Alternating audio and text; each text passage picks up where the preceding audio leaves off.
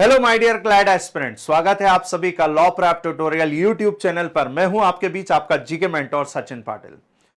कल हमारे लिए एक बड़ा खुशनुमा माहौल वाला दिन था। कल हमने वो दिन जिया है। 140 करोड़ भारतीयों ने इस पल को जिया है। अब वो पल क्या था जिसकी हम बात कर रहे हैं? तो चैंपियंस ट्रॉफी 2025, जिसे होस्ट पाकिस्तान के द्वारा किया गया, लेकिन जीता इंडिया ने। लेकिन हुआ कहां पे? तो दुबई इंटरनेशनल क्रिकेट स्टेडियम के अंदर इसे ऑर्गेनाइज किया गया था।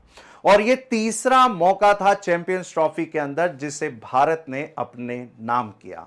तो आइए इससे रिलेटेड सारे चीजों को हम लोग देख लेते हैं। इससे रिलेटेड क्या हमसे एग्जामिनर क्वेश्चन पूछ सकता है, आइए एक एक करके सारी चीजों को समझते हैं। बात करें चैंपियंस ट्रॉफी, इसे ऑर्गेनाइज करने का काम आईसीसी के द्वारा किया गया। आईसीसी वो रेगुलेटरी अथॉरिटी है जो इस तरीके के सारे इंटरनेशनल इवेंट्स को ऑर्गेनाइज करने का काम करती है। इंटरनेशनल क्रिकेट काउंसिल के द्वारा इस बार भी इस इवेंट को ऑर्गेनाइज किया गया, जिसे चैंपियंस ट्रॉफी के नाम से जानते हैं। लास्ट चैंपियंस ट्रॉफी 2017 में खेली गई थी, जिसमें पाकिस्तान विनर रहा था इंडिया को हरा करके। लेकिन इस बार हमने इस खिताब को अपने नाम कर लिया है। चैंपियंस ट्रॉफी में पार्टिसिपेट कितनी टीमों ने किया, इसके बारे में हम देखते हैं। इस बार 8 टीमें आपको देखने को मिलेंगी, क्योंकि चैंपियंस ट्रॉफी के अंदर यह कहा जाता है कि आईसीसी की जो टॉप 8 टीम्स होती हैं, टॉप ऑर्डर में आपको जो 8 टीम्स देखने को मिलेंगी, इन्हीं के बीच में 2 पूल बना करके इनके बीच में इस चैंपियंस ट्रॉफी को कंडक्ट कराया जाता है।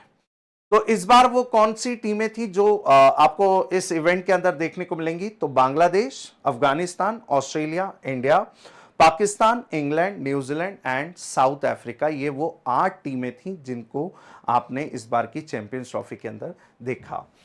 इसके अलावा हम बात करते हैं पहली बार इस इवेंट को कब ऑर्गेनाइज किया गया था। तो 1998 में इस इवेंट को ऑर्गेनाइज किया गया था।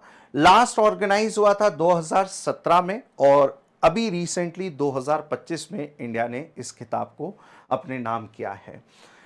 इसके अलावा देखिए, ट्रॉफी तो इंडिया ने उठाई है ना, ट्रॉफी तो इंडिया ने जीती ही जीती, लेकिन इसके अंदर और भी ऐसे कैटेगरीज हैं अवार्ड की जिन्हें इनके अंदर डिस्ट्रीब्यूट किया गया।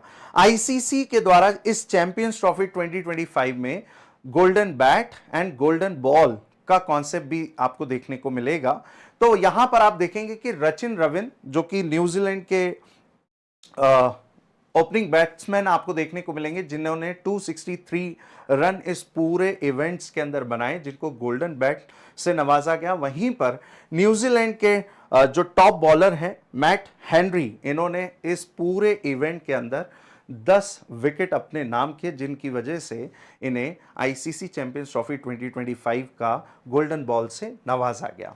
वहीं पे प्लेयर ऑफ द टूर्नामेंट की बात करें तो रचिन रविन को इसके अंदर प्लेयर ऑफ द टूर्नामेंट का खिताब दिया गया। इसके अलावा आईसीसी मेंस चैंपियंस ट्रॉफी की यदि हम बात करें तो ऑर्गेनाइज करने का काम इंटरनेशनल क्रिकेट काउंसिल के द्वारा किया जाता है। वहीं पर पहले इवेंट की यदि मैं बात करूं, ओडीआई वनडे इंटरनेशनल की मैं बात करूं, तो पहला जो इवेंट था इसे बांग्लादेश के द्वारा ऑर्गेनाइज किया गया था 1998 में। वहीं पे अभी लेटेस्ट की यदि मैं बात करूं तो 2025 में पाकिस्तान के द्वारा इसे ऑर्गेनाइज किया गया। नेक्स्ट एडिशन जो है वो 2029 में होगा, इंडिया इसे ऑर्गेनाइज करने वाला है। फॉर्मेट की यदि मैं बात करूं तो ग्रुप स्टेज, राउंड रॉबिन, आपको नॉकआउट ये मैचेस देखने को मिलते हैं। करंट चैंपियन की बात करें तो इंडिया इस बार का करंट चैंपियन है, जिसने 3 बार अपने नाम ये टाइटल को किया है। मोस्ट सक्सेसफुल टीम इंडिया देखने को मिलेगी, ठीक है। इसके अलावा बात करें, पहली बार जो 1998 में इवेंट हुआ था, इसमें विनर कौन था? तो साउथ अफ्रीका इसमें विनर था।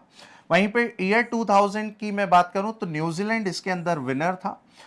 2002 की बात करें तो इंडिया और श्रीलंका ज्वाइंटली तरीके से इसमें विनर रहे। 2004 में वेस्ट इंडीज विनर था। फिर इसके अलावा 2006 में ऑस्ट्रेलिया, 2009 में भी ऑस्ट्रेलिया ने कंसेक्यूटिवली तरीके से 2 बार ये खिताब अपने नाम किया। फिर अगेन 2013 में इंडिया ने सेकेंड टाइम इस खिताब को अपने नाम किया।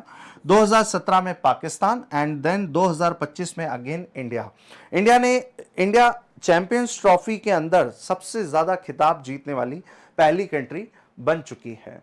इसके अलावा बात करते हैं आगामी इवेंट जो होने वाले हैं, इनके ऊपर भी एक नजर डाल लेते हैं। 2024 के T20 वर्ल्ड कप की यदि मैं बात करूं तो इंडिया ने यह खिताब अपने नाम किया था, जो कि बारबाडोस के अंदर ऑर्गेनाइज किया गया था। फिर 2025 के आईसीसी चैंपियंस ट्रॉफी की बात करें तो पाकिस्तान के अंदर इसे होस्ट किया गया।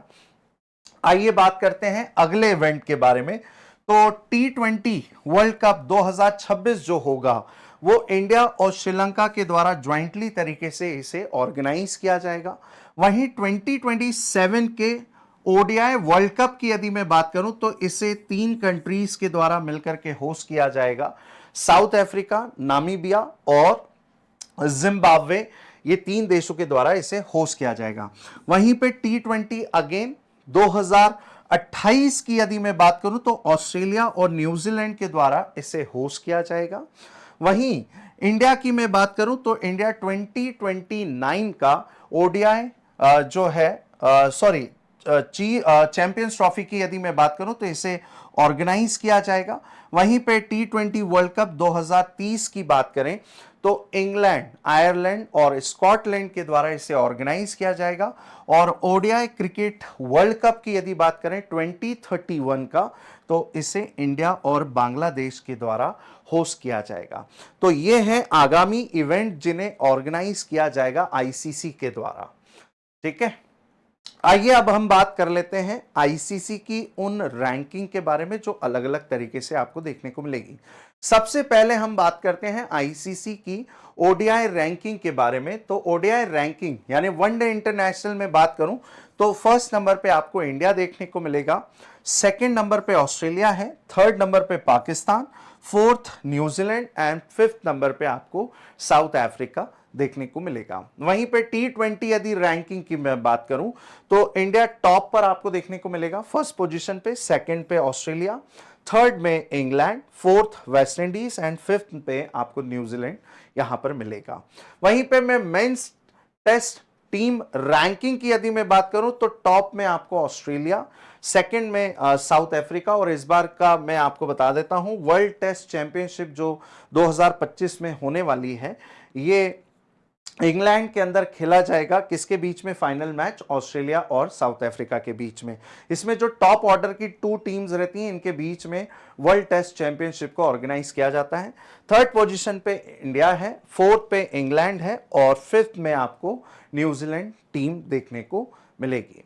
आइए अब बात करते हैं उस अथॉरिटी के बारे में या उस रेगुलेटरी बॉडी के बारे में जो ये सारे इवेंट्स को कंडक्ट कराता है, यानी कि international cricket council. International cricket council 1909 में स्टैब्लिश हुआ था। इसका हेडक्वार्टर पहले लंदन में था, इंग्लैंड में इसको हेडक्वार्टर आपको देखने को मिलेगा, लेकिन 2005 में इसके हेडक्वार्टर को दुबई में शिफ्ट कर दिया गया और दुबई में तब से लेकर के यानी 2005 से लेकर के अभी तक आपको इसका हेडक्वार्टर वहां पर देखने को मिलेगा। एट प्रेजेंट मेंबर नेशंस की बात करें तो 108 टोटल मेंबर नेशंस हैं और चेयरमैन की बात करें तो जय शाह इंडिया से बिलोंग करते हैं। ये लास्ट ईयर यानी 2024 में 1 दिसंबर को ये नए चेयरमैन बने हैं। इमरान ख्वाजा सिंगापुर से बिलोंग करते हैं, ये एट प्रेजेंट इसके डिप्यूटी चेयरमैन आपको देखने को मिलेंगे। वहीं पे बात करें भारत के अंदर यदि नेशनल इवेंट्स जो होते हैं यानी कि Ranji trophy, Vijay Hazare trophy, CK Naidu trophy, IPL, दुनिया की सबसे महंगी प्रीमियर लीग की यदि मैं बात करूं तो ये सारे इवेंट्स को कंडक्ट कराने का काम बीसीसीआई के द्वारा किया जाता है। Board of control for cricket in India इसका फुल फॉर्म है। आइए बात करते हैं ये एस्टैब्लिश कब हुआ। तो 1928 में ये एस्टैब्लिश हुआ। एफिलेटेड कब हुआ? 1926 में ये एफिलेटेड होता है आईसीसी के अंडर में। और इसका हेडक्वार्टर कहां पर है? तो चर्च गेट, मुंबई, महाराष्ट्र के अंदर आपको इसका हेडक्वार्टर देखने को मिलेगा। एट प्रेजेंट प्रेसिडेंट की बात करें तो रोजर बिन्नी इसके एट प्रेजेंट प्रेसिडेंट हैं and vice president Rajeev Shukla इसके वाइस प्रेसिडेंट देखने को मिलेंगे। CEO Himang Amin at present है। सेक्रेटरी की बात करें तो देवजीत सैकिया आपको एट प्रेजेंट देखने को मिलेंगे। वहीं पे मेंस हेड कोच की यदि मैं बात करूं तो गौतम गंभीर। वहीं पे विमेंस कोच की बात की जाए तो अमोल मजूमदार आपको एट प्रेजेंट विमेंस टीम के कोच देखने को मिलेंगे। और वहीं पे मेंस टीम के पहले कोच की यदि आपसे बात की गई, यानी आपसे सवाल पूछा गया स्टैटिक बेस, तो केकी तारापोर के बारे में आपको ध्यान में रखना है। तो उम्मीद करता हूं आज का सेशन आईसीसी चैंपियंस ट्रॉफी से रिलेटेड आपको सारी बातें आज समझ में आ गई हैं। इससे जुड़े हुए जो भी सवाल आपके एग्जाम में पूछे जाएंगे उनके आप आंसर्स बड़े आसानी से लगा सकते हैं। तो आज के लिए इतना ही हमारी इस क्लास के अंदर। Thank you everyone and have a good day.